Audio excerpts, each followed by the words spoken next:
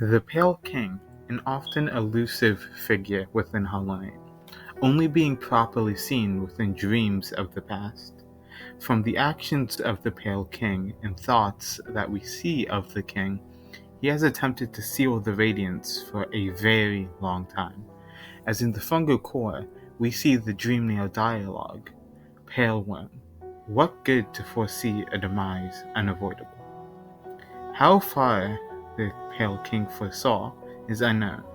However, it's enough for certain things. The Pale King was originally a worm with a Y instead of an O, eventually coming upon Kingdom's edge before shedding and becoming the figure that he is now. Through the Pale King's rule, he gave thought to bugs that lived within his kingdom, and anyone foolish enough to leave had their consciousness taken.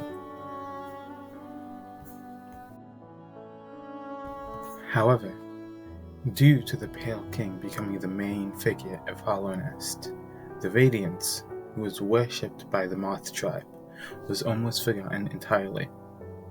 However, a speck still existed, the lingering memories, in which the Radiance could grant strength in exchange for a shackled mind.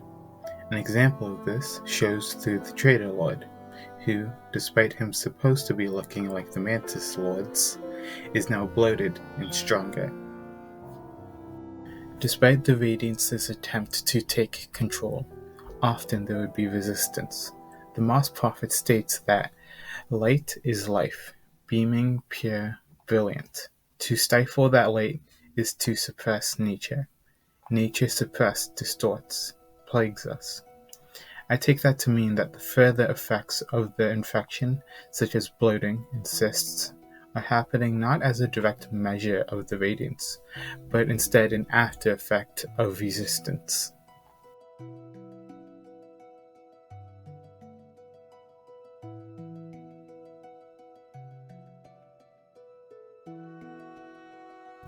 So, in summary for what has happened so far, the Pale King comes into the Kingdom's Edge, shedding himself and creating Hollow Nest, but forgetting about a different higher being, the Radiance, which attempts to control the Pale King's subjects as revenge.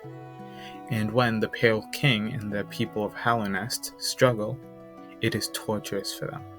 Their bodies no longer being their own, with certain bugs having their bodies swell or overwhelmed at a certain point, as seen through the infected crossroads.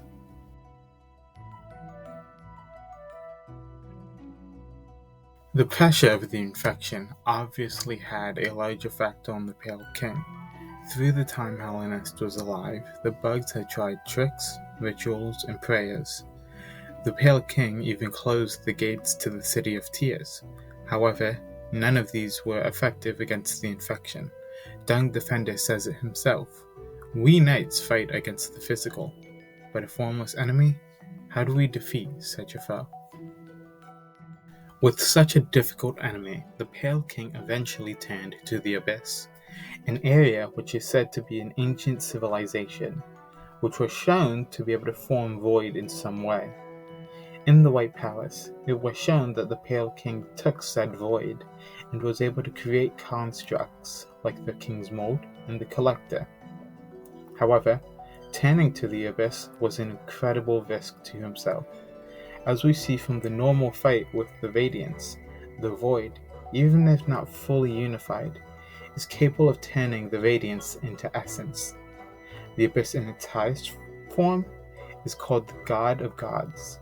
When the Void is fully unified as the Lord of Shades, all it takes is a few swipes for absolute radiance to be killed, which is seemingly very different from previous interactions. As if the Void was in this state at any point, then I doubt the Radiance would be capable of calling the Void ancient enemy.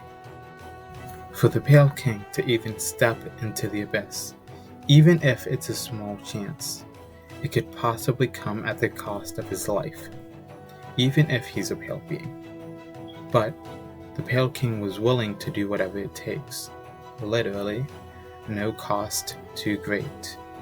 Eventually, the Pale King and the White Lady used the void by throwing the eggs into it, letting the void seep into the eggs and take over the shell of the child, creating genderless vessels. It was noted by the White Lady that she is actively able to create so many due to the innate feeling to propagate herself, to breed. Even after the vessels, she had to bind herself to ensure she didn't continue doing so. In case any of you question how in the world this many vessels were made, it goes so deep.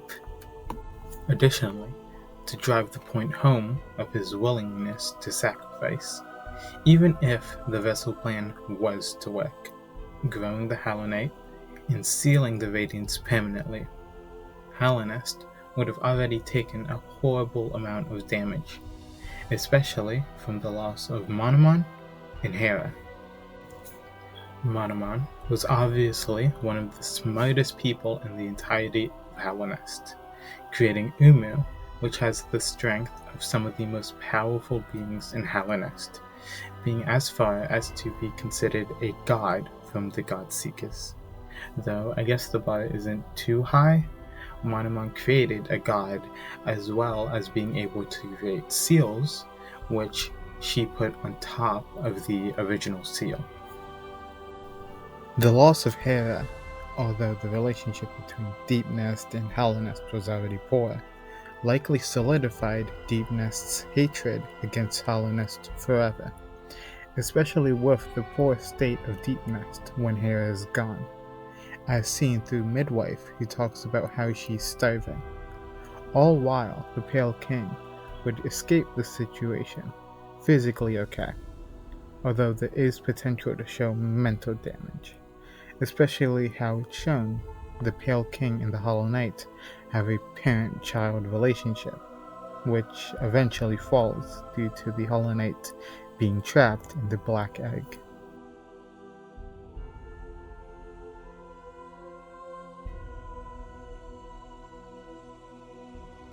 I hope you all enjoyed this video.